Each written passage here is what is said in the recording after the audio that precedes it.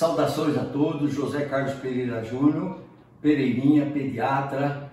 E estou aqui agora junto com uma grande amiga minha que eu vi crescer, vi enriquecer-se de conhecimentos científicos, moça filha do meu grande amigo e sócio durante longa data, Eduardo Palandri, uma moça formada em 2012, fez residência em pediatria na USP em São Paulo, vários anos em pediatria e posteriormente em infectologia pediátrica. Foi infectologista pediátrica do Hospital das Clínicas no setor da pediatria e agora é infectologista pediátrica do Grendap de Jundiaí.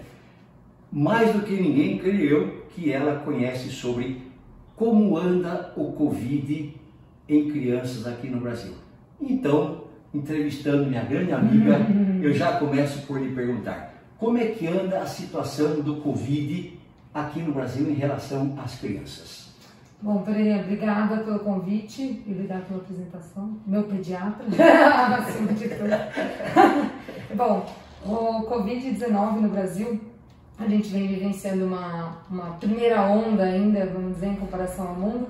Em relação às crianças, a gente tem uma falta de dados concretos do número total. O que temos, a partir de julho, uma obrigatoriedade de notificação dos casos graves. É isso que a gente tem. E há uma dificuldade em ter um número concreto, porque o que a gente sabe, Pereirinha, é que as crianças em geral evoluem com um quadro muito leve, oligossintomático, ou seja, poucos sintomas, ou assintomático, na grande maioria dos casos. Então é difícil a gente ter uma precisão do número de casos em pediatria, por conta, felizmente, desse fato. O que a gente tem é alguns dados de casos mais graves, que são situação de exceção, mas por algumas situações podem ocorrer. Isso é a síndrome inflamatória multissistêmica pediátrica, né? Ok. Me diga o seguinte, né? Comparando a letalidade dessa trágica doença para a humanidade de adultos em relação às crianças, como é que estão as crianças em risco de perecer de frente a essa trágica doença, perto dos adultos? Perfeito.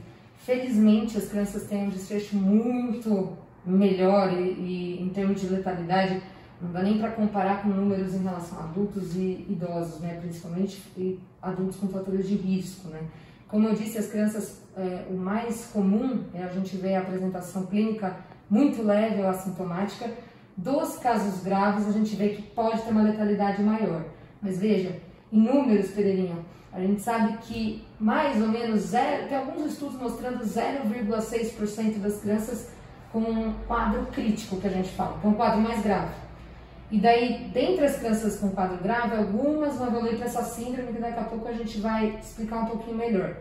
Dentro desse quadro de síndrome inflamatória multissistêmica, que é uma situação de exceção, aí sim a gente vê uma letalidade maior, que pode ser até, tem estudo falando em 7%, estudo falando em 10% ou até mais. Mas veja, é dentro lá dos 0,6% que a gente tem dado numérico. Então é muito... No global, a letalidade da criança é muito baixa, não dá nem para comparar com a adulto. Obrigado. Agora, inicialmente, antes de você se manifestar sobre o que você observa nessas síndromes graves, inflamatórias multissistêmicas, que são ocasionais, eu lhe pergunto, na criança não assintomática, como é que são, na maioria delas, os casos se apresentando oligossintomáticos? Como são os oligossintomáticos nas crianças? Perfeito. Os sintomas de Covid, a gente sabe que muitos são parecidos com os do adulto, que podem ser tosse, coriza, febre, dor no corpo, dor de cabeça, dor de garganta.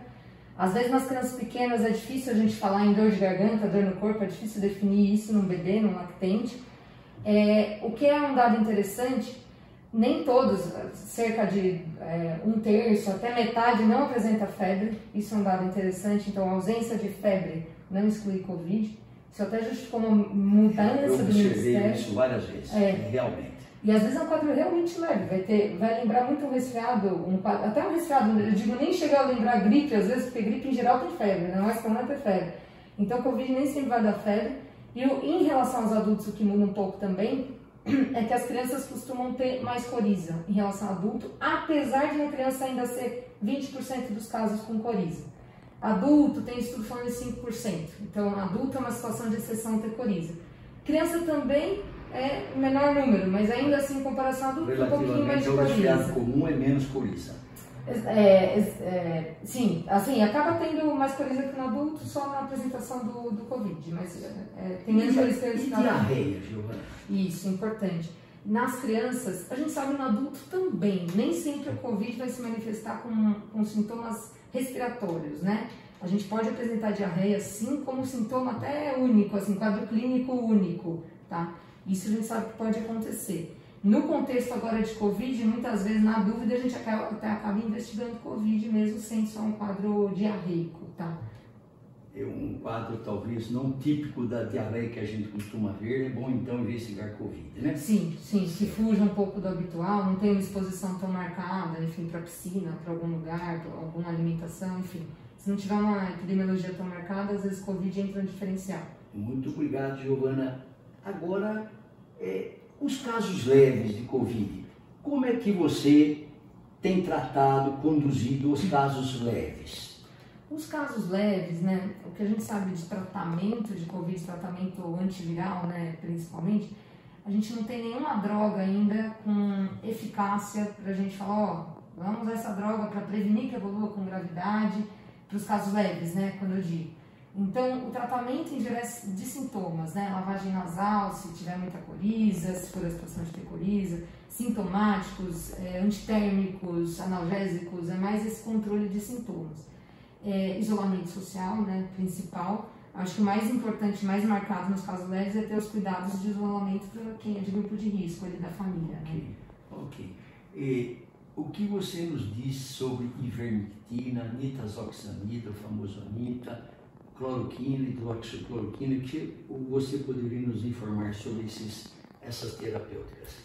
Muitas drogas vêm sendo estudadas para um potencial efeito antiviral. A gente sabe que algumas drogas podem até ter efeito in vitro, mas até agora, de evidência científica acumulada que a gente tem, nenhuma dessas drogas se comprovou eficaz, como antiviral eficaz, para prevenir gravidade ou para evitar que evolua com um quadro clínico ou com uma droga preventiva, vamos dizer assim.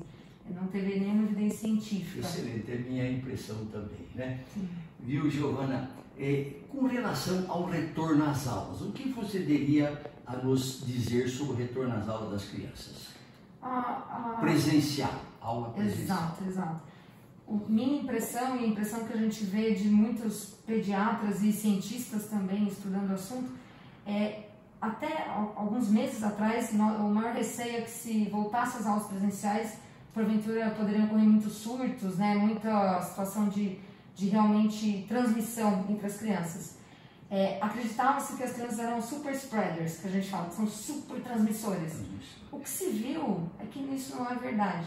As crianças abaixo de 10 anos, principalmente abaixo de 5 anos, são crianças que em geral têm uma carga viral, mesmo que mais elevada, mas não tem um potencial de transmissão igual a um adolescente ou um adulto, tá?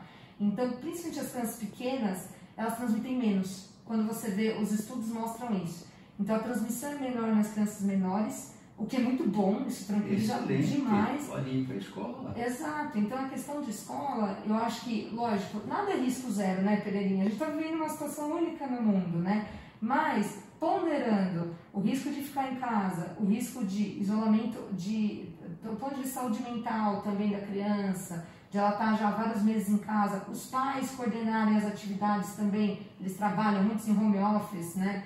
A questão social, as famílias que não têm condição de pagar ou ter ensino à distância, ou ter uma babá. Então, acho que tem outras questões muito importantes que permeiam essa questão da volta às aulas. Do ponto de vista técnico, científico, as crianças não são super spreaders, elas não transmitem mais do que adolescentes ou adultos. Então, a meu ver, eu vejo que o retorno às aulas é urgente. Essa discussão, né, tem muita discussão do lockdown, fecha, não fecha, né, acho que é muito polêmico. Agora, fato ter abertura de bares, ter abertura de eventos e não abrir escolas é algo que não tem sentido, né? Giovana, com relação aos adolescentes, vamos dizer jovens de 13, 14, 15 anos para cima, eles já se comportam como transmissores da doença já como adultos, ou ainda assim eles são menos propagadores da doença, menos transmissores, menos spreaders? Os estudos mostram que a partir de 12 anos, a adolescência já se comporta bem parecido com as questões de isolamento social, todos esses cuidados deveriam se assemelhar aos adultos nesse sentido. Então, assim, o comportamento é bem parecido em termos de transmissão dos adolescentes. Obrigado, Giovana. E agora, meus caros amigos, a Giovana, como infectologista, já tratou e cuidou de várias crianças pequenas com síndrome inflamatória multissistêmica grave.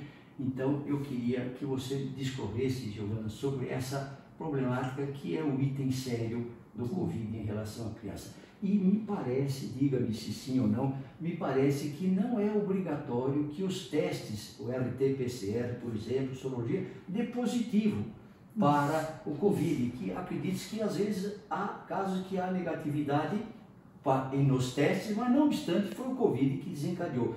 Exato. O que você nos diz sobre essa grave condição de doença do Covid nas crianças? Perfeito, Pereira.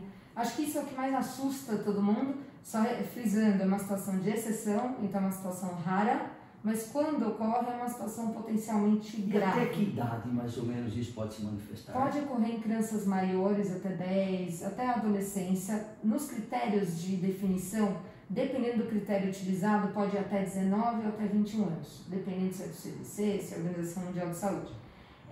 Mas basicamente é um quadro inflamatório, então é um quadro inflamatório pós-infeccioso, ou seja, como que funciona? Tem uma evolução temporal. A criança ou adolescente entra em contato com o Covid, 2 a 4 semanas depois, então às vezes faz um quadro até leve do Covid, em geral não é na vigência da infecção, mas como é pós-infeccioso. Então melhorou da infecção do Covid, 2 a 4 semanas depois evolui com um quadro de febre, pode ter diarreia, disfunção de vários sistemas, né? Cardíaco, pulmonar, pode ter falta de ar, pode fazer um quadro que lembra uma sepse, lembra uma infecção generalizada, às vezes fecha critério para Kawasaki, mas nem sempre, que também é uma outra condição inflamatória que já existia antes do Covid. Isso, suspeitamos que o Covid e os outros Covids, outros coronavírus, não Covid, né? Fossem os maiores causadores e desencadeadores, né? Exato, exato. Então, é um quadro sistêmico, então é um quadro com sintomas não localizados necessariamente, em que obrigatoriamente a gente tem que ter febre, tem que ter, como o senhor falou, nem sempre eu vou ter o teste positivo para Covid. Na maioria das vezes, aliás, o PCR vai vir negativo, porque costuma ser um quadro pós-infeccioso. A sorologia pode ou não vir positiva, mas o critério básico eu tenho que ter pelo menos epidemiologia, eu tenho que ter tido contato com algum caso confirmado. Então, se eu tive um quadro sistêmico de febre, acometimento de 2 ou mais sistemas, ou fechei critérios para Kawasaki, e tenho um quadro, ou confirmei Covid, tenho um PCR prévio, ou sorologia positiva, ou contato com caso confirmado, mesmo que meus exames venham negativos, aí a gente já começa a fechar critério para síndrome inflamatória multissistêmica. Qual o problema dessa síndrome? Ela deve ser reconhecida precocemente, a criança internada. Aí sim a gente tem um tratamento eficaz. Efetivo, relativamente efetivo. Exato, que é como se fosse uma imunoglobulina. A imunoglobulina funciona tão bem quanto no Kawasaki clássico. Exato, e funciona no síndrome multissistêmica. E a imunoglobulina vai controlar a inflamação basicamente, né?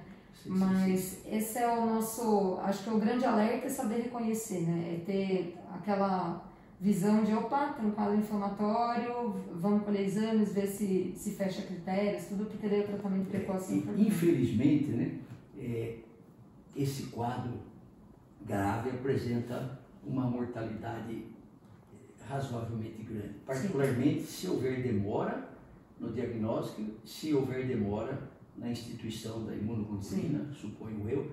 E o que você nos poderia dizer quanto à letalidade desse quadro?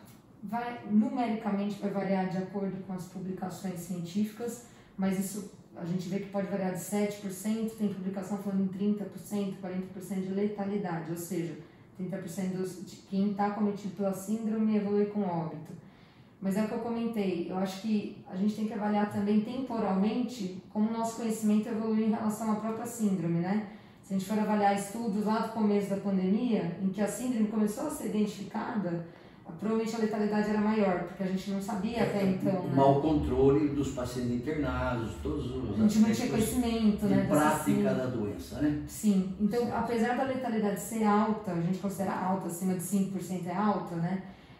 A gente provavelmente agora, com o conhecimento acumulado que temos em relação à síndrome, provavelmente a letalidade tende a cair cada vez mais, né? Porque o diagnóstico já mais rapidamente se instituirá a imunoglobulina. Com relação a números talvez hipotéticos, porque a gente sabe que a gente carece de confiabilidade nas nossas estatísticas, você diria que talvez quantos casos já foram relatados ou já ocorreram de síndrome inflamatória multissistêmica grave? Sim. Olha, aqui no Brasil? O que temos de dados oficiais é que até setembro eram mais ou menos 300 e poucos casos, com 20 e poucos óbitos, estava 7,2% de letalidade. Mas é claro, a gente sabe que provavelmente tem subnotificação, ou seja, alguns casos devem ter sido perdidos. O que eu posso dizer no próprio Hospital das Clínicas, onde trabalhei, a gente publicou um trabalho, só no Hospital das Clínicas a gente teve 6 nessa publicação. Hospital, lá em São Paulo, alguns grandes hospitais também têm tido muitos casos. Provavelmente isso deve ser até o dobro, assim, às vezes, por perda de informação mesmo, né? Porque no começo era difícil até a notificação ficou obrigatória em julho, então muitos casos ocorreram antes, né? O caso poliossintomático de Covid em criança, não há obrigatoriedade de notificação ainda. Existe obrigatoriedade de notificação para síndrome inflamatória multissistêmica. Isso. Então, meus amigos, né, tivemos uma aula, eu inclusive, obrigado, Giovana, viu? Espero que o pessoal do meu canal aí assista e faço questão que assista porque aprendemos muita coisa. Agora eu vou fazer uma última perguntinha à Giovana. Giovana, quando uma criancinha tem que um tio está com Covid, compensa você ficar dando ivermectina para essa criança? Na minha opinião, opinião da ciência, não. Mas isso é polêmico. Então, muito obrigado, meus amigos. Giovana, obrigada, foi um grande prazer. Você foi minha pimentinha quando era pequena, filho do meu velho amigo Eduardo Palandri. Obrigado pela entrevista, viu? Um abração a todos. Obrigada, gente. Então, tá bom.